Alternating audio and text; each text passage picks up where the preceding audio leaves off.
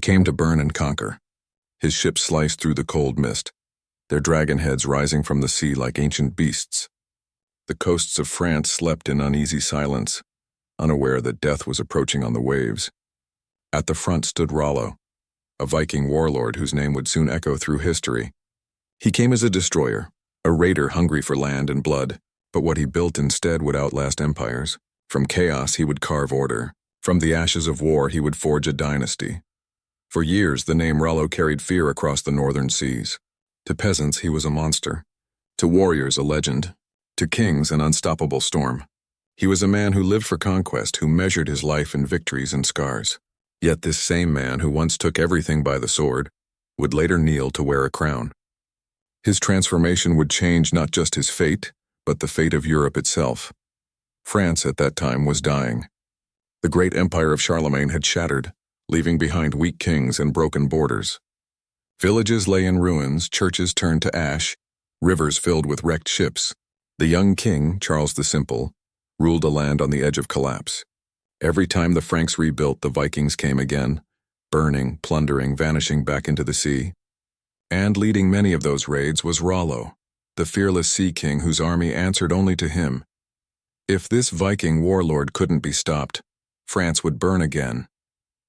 But if he could be tamed, perhaps the Vikings could become something greater than raiders. The future of an entire kingdom now rested on one man's decision. Would he continue as a destroyer, or become something far more dangerous? A ruler? The balance between war and civilization trembled. Rollo's story began in the cold fjords of Scandinavia, where survival was a test of strength and storms ruled the sky. Born into a world of warriors, he was said to be too large for any horse to carry, a man built for battle. The sagas called him Hrolfr the Walker. Some say he was exiled for defying a king, others that he left seeking glory. Whatever the truth, he gathered his men and sailed west, leaving behind the frozen north in search of a place to call his own. The coasts of France became his new battlefield. His longship struck like lightning, fast, ruthless, and without mercy. He raided towns, seized fortresses, and demanded tribute. To the Franks, he was an invincible nightmare. To his warriors, he was destiny itself. Every raid made him stronger, richer, and more feared. But Rollo was not like other Vikings. Where others took gold and left, he stayed. He began to build camps, control river routes, and fortify his power. The raider was becoming a commander, and soon a ruler in all but name. The Frankish nobles begged King Charles to stop him. Armies were sent, but they failed. Rollo's ships could strike anywhere, sailing deep inland, burning and looting, then vanishing into the mist. He fought with intelligence as much as with rage. When surrounded, he turned traps into ambushes. When outnumbered, he fought like a wolf cornered by hunters. The Franks learned that they could not defeat him. They could only hope to survive him. But Rollo had grown tired of endless war. His men wanted rest, farmland, and families. Raiding brought gold, but not peace. He began to see that power taken by the sword could be lost by it too. To build something lasting, he needed more than fear. He needed legitimacy. A throne instead of a ship. A land instead of loot. By 911 AD, Rollo had become the most powerful man in northern France. Towns that once prayed for his death now paid him for protection. He was no longer just a Viking warlord. He was a ruler without a crown. When he sent word to King Charles demanding negotiation, it wasn't a plea. It was a command. The two men met at a place called Saint-Clair-sur-Epte. It was a meeting born of exhaustion and necessity. The king needed peace. Rollo needed recognition. Their agreement would change Europe forever. The king offered him land, vast and rich, in exchange for loyalty and defense against other Viking raiders. Rollo accepted. The once feared invader would now become a protector, but there was one condition. He had to accept Christianity. And so in a ceremony witnessed by nobles and warriors, Rollo knelt before a priest and was baptized. The holy water touched the head of a man who had once set churches on fire. He took a new name, Robert. To his followers it was unthinkable. To his enemies it was terrifying. For in that moment the wolf put on the robes of a king. Rollo married Gisela, the daughter of King Charles, sealing the alliance in blood and faith. Yet even as a duke he remained a warrior at heart. He ruled Normandy, the land of the Northmen, with strength and justice. Those who obeyed him found protection. Those who defied him met the same fury that once burned their coasts. Under his rule, trade flourished, towns grew, and law returned. The people who once feared him now depended on him. Normandy became a new kind of realm, a fusion of Norse courage and Frankish order. The Vikings who followed Rollo changed too. They learned the language of their new land, built castles, and turned from raiders into nobles. Their children would call themselves Normans, not Vikings, not Franks, but something entirely new. Years passed and Rollo grew older. He handed power to his son, William Longsword, and watched as the duchy he had carved out of chaos began to thrive. When he finally died, he was no longer the exile who came from the north, but a founder, a man whose blood would shape the future of Europe. Because Rollo's legacy did not end with him. His descendants carried his fire across the continent. The most famous among them was William the Conqueror, Rollo's great-great-grandson, who in 1066 crossed the English Channel, defeated the Anglo-Saxons, and became King of England. The same blood that once raided the coasts of France now ruled both sides of the Channel. From the ashes of Viking raids rose a dynasty that built kingdoms, waged crusades, and changed the map of Europe. The Normans, born from Rollo's vision, became masters of strategy, warfare, and statecraft. Their castles dotted the lands from France to England, from Sicily to Jerusalem. And behind all of it, the foundation, the spark, stood Rollo, the fearless Viking who learned that true conquest begins when the fighting ends. Was he a savage turned noble? Or a visionary who always saw further than others? Perhaps he was both. Rollo's life reminds us that even in the darkest times, transformation is possible, that even those born in chaos can become creators of order. He came to plunder, but he built a nation. He came for war, but he left peace. And in doing so, he became a legend that history would never forget. If you enjoy stories of transformation, power, and destiny, subscribe to the channel. It helps us keep uncovering the tales that shaped our world. And tell us in the comments, do you think Rollo was a conqueror who changed or a visionary who always knew his path? Your thoughts keep history alive.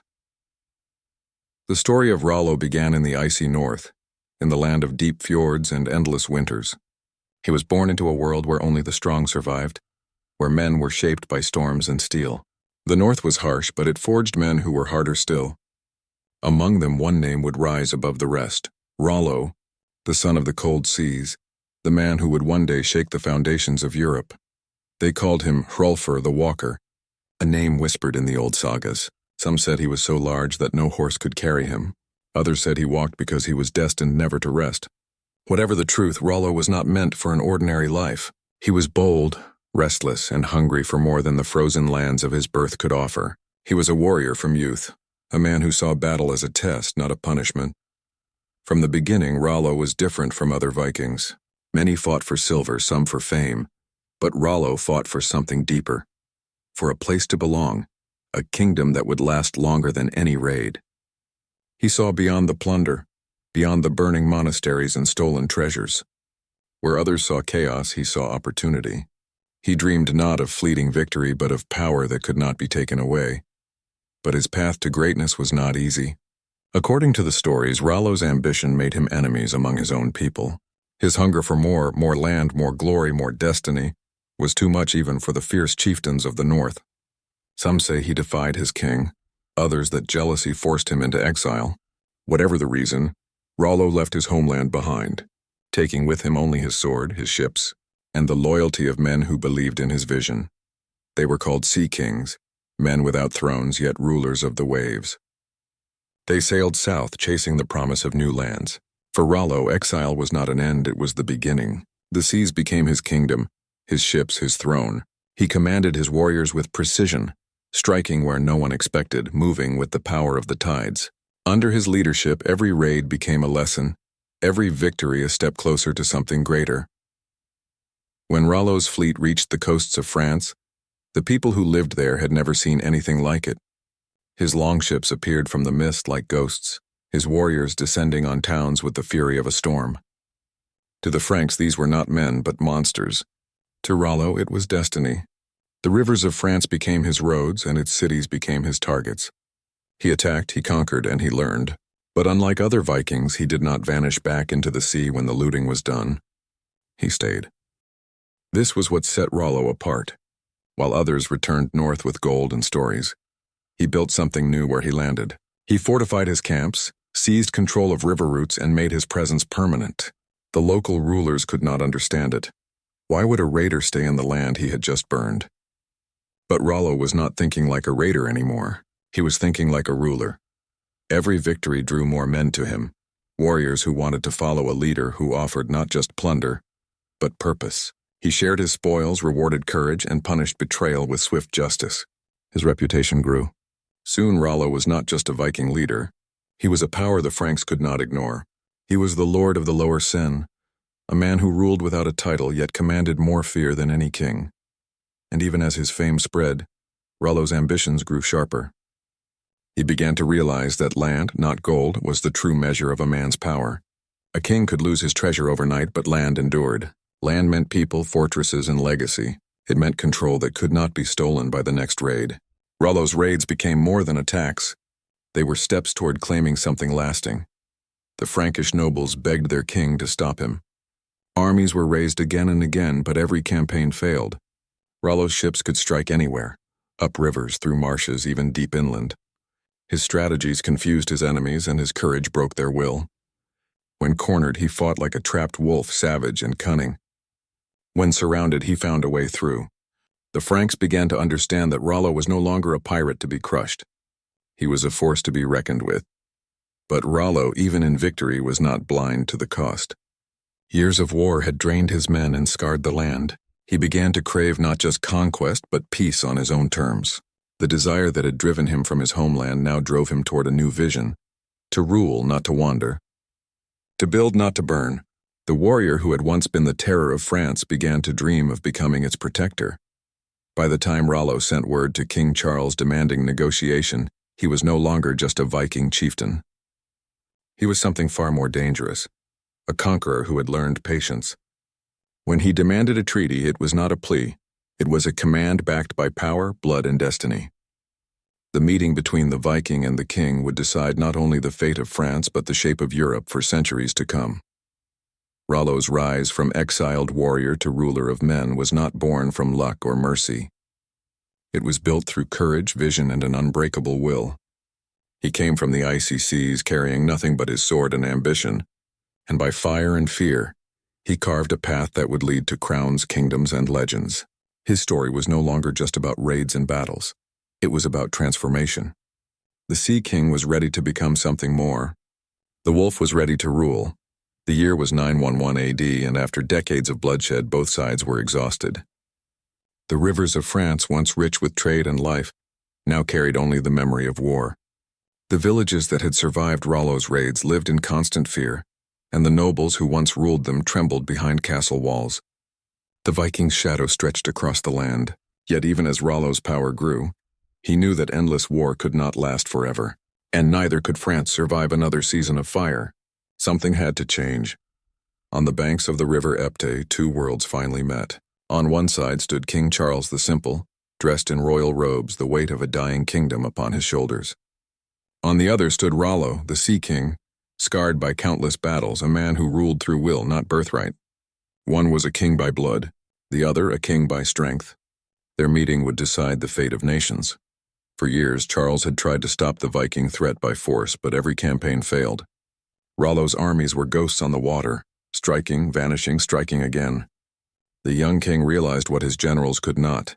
He could not defeat Rollo. But maybe, just maybe, he could buy peace. Rollo too understood that power won by the sword could vanish as easily as it came.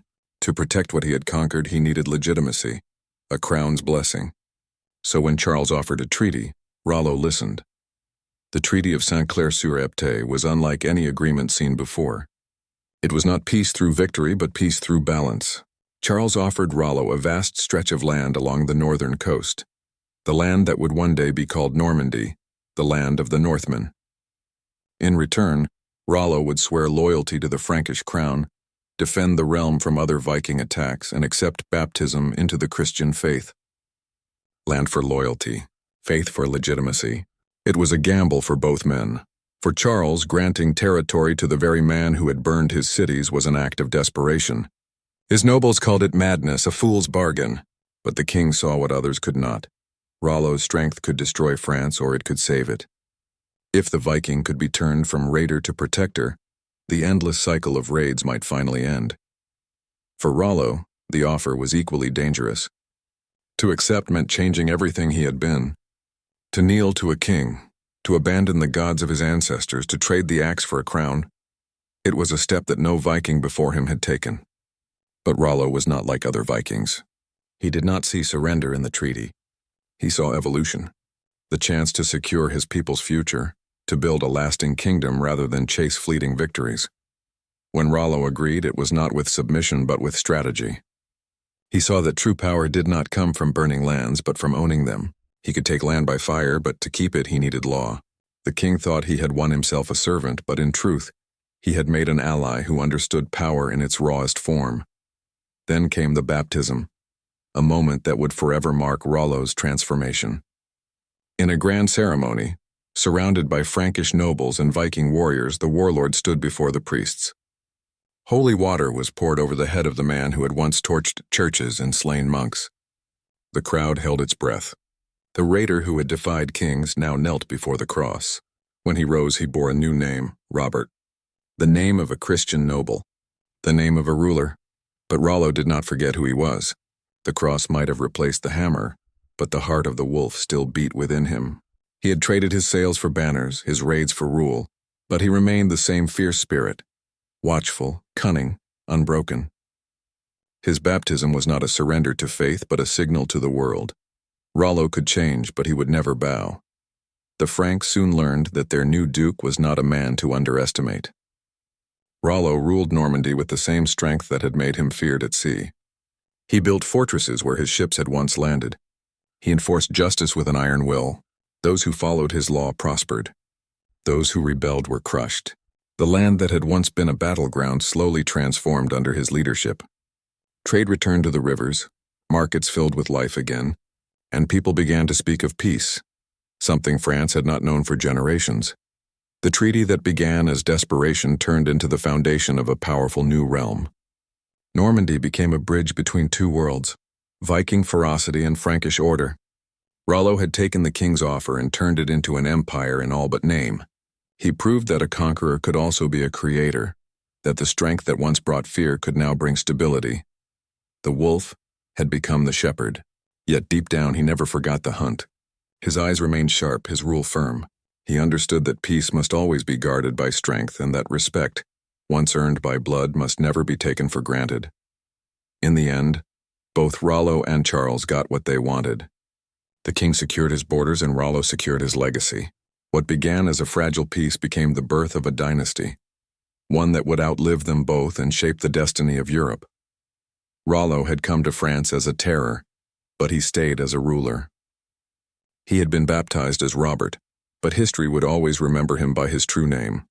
Rollo, the fearless Viking who learned that power could build as well as destroy. The warlord had become a duke, the raider a ruler, and through that transformation, a legend was born. When the treaty was signed and the wars faded, a new chapter began, one that would define Rollo's true greatness. The land he now ruled was scarred by decades of battle. Fields lay abandoned, villages empty, and trade had vanished. Yet from this ruin, Rollo began to build something no Viking had ever built before, a realm of order, strength, and prosperity. The man who once ruled by fear now ruled by law. The conqueror became a creator. Rollo understood that to keep power he had to do more than command warriors. He had to win the loyalty of the people. He rebuilt the villages that his own men had once burned. He restored the roads that connected towns and trade routes. Markets returned, ships began to sail again, and slowly life returned to the land. But his rule was not gentle, it was fair and firm. He rewarded loyalty with protection and punished betrayal with swift justice. To those who followed his law, he was a shield. To those who defied it, he was still the storm. In time, his people began to see him not as a foreign invader, but as their protector. They called him their duke, the ruler of Normandy, the land of the Northmen. Under his command, the chaos of the past gave way to stability. He united two worlds, the fierce courage of the Norse and the discipline of the Franks. The old Viking code of honor mixed with Christian law, creating something new, something powerful. The men who had once raided under his banner now settled as landowners and farmers. They built homes, raised families, and defended their lands as knights and nobles. The Norsemen who once lived for battle began to live for legacy. They worked the soil they had once trampled, sowing both crops and a new culture. These men and their children became known as the Normans. Not quite Viking, not quite Frankish, but a blend of both. Strong, ambitious, and disciplined, they carried Rollo's spirit into every field they plowed and every sword they forged. Rollo's leadership turned Normandy into one of the most stable regions in all of France. Merchants returned, drawn by safety and opportunity. Trade flourished across rivers that had once run red with war. New laws were written, simple, fair, and enforced without mercy. Every man, whether Viking or Frank, knew where he stood. For the first time in generations, people slept without fear of the next raid. Rollo ruled not from cruelty, but from balance. He knew that fear could win obedience, but only fairness could win hearts. He did not forget his Viking roots, his strength, his pride, his iron will, but he used them to build instead of destroy. He turned the instincts of a warrior into the wisdom of a ruler. The same hands that had burned towns now built walls to defend them, and as the seasons changed, so did the people. The children born under Rollo's rule grew up in peace, knowing stories of their father's courage but living in the safety their fathers had never known. The line between Viking and Frank began to fade. The rough Norse tongue softened into the language of the Franks, yet the northern spirit remained, proud, fearless, and determined. Normandy became more than a duchy. It became an idea, the proof that strength could create as well as conquer. Rollo had turned a land of ashes into a land of promise. The wild sea king who once ruled from the deck of a longship now ruled from a throne, not through terror but through respect. As his rule continued, Rollo saw the fruits of his vision. The land thrived, the people prospered, and his name became legend. The wolf had laid down his claws, but he had not lost his power. He had simply learned to use it differently. The storms of his youth had calmed, and in their place rose the dawn of Normandy, a land forged from fire, faith, and the will of a Viking who had become a king in all but name. Rollo's story did not end with his rule over Normandy. His legacy stretched far beyond his lifetime, shaping the destiny of Europe for centuries to come. The land he had carved out from chaos became a cradle of power. The people he united, Norse and Frankish, became the Normans, a race of warriors, builders, and rulers who would leave their mark on every corner of the continent. From the ashes of Viking raids rose a dynasty that would change history itself. Rollo's descendants carried his vision across the seas. The fierce courage of the North, blended with the discipline of the Franks, created leaders unlike any the world had seen before. They were bold, ambitious, and unrelenting. They spoke the language of kings, yet never forgot the hunger of raiders. The blood that once ran hot with battle now flowed through the veins of rulers, knights, and conquerors. The spirit of Rollo, fierce, cunning, and determined, lived on through them all. The most famous of his descendants was William the Conqueror, Rollo's great-great-grandson. In 1066, William crossed the English Channel and faced the might of the Anglo-Saxons at the Battle of Hastings. Against all odds, he won. A Viking's bloodline now sat upon the throne of England. It was a moment that changed Europe forever. The same sea that had once carried Rollo's ships of war now carried his legacy of rule.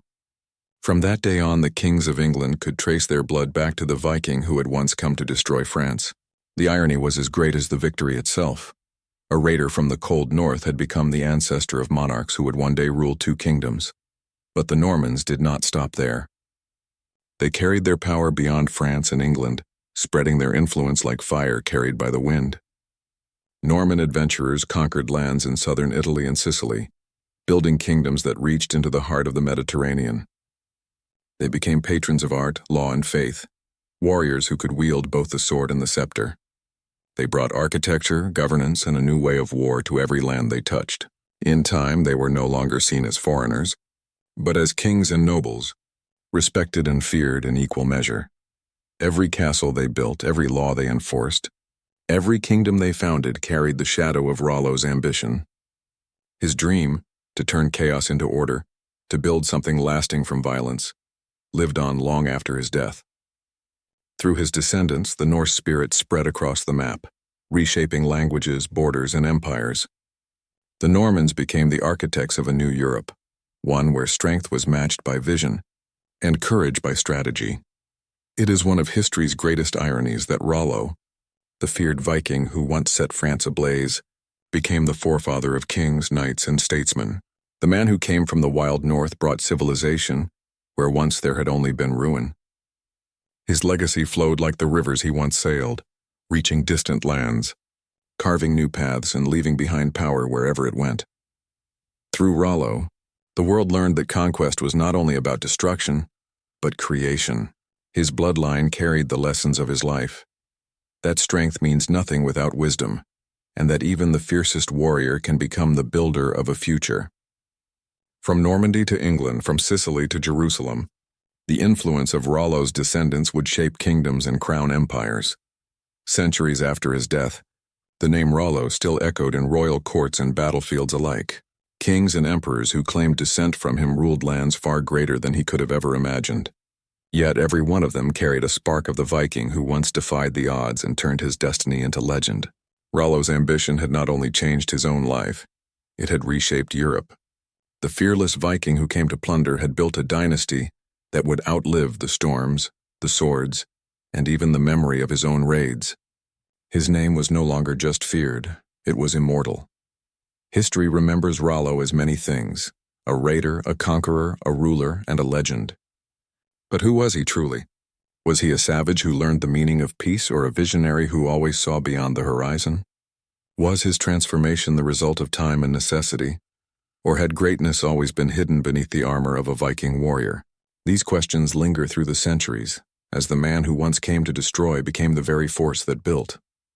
Rollo's life reminds us that power and vision are never simple.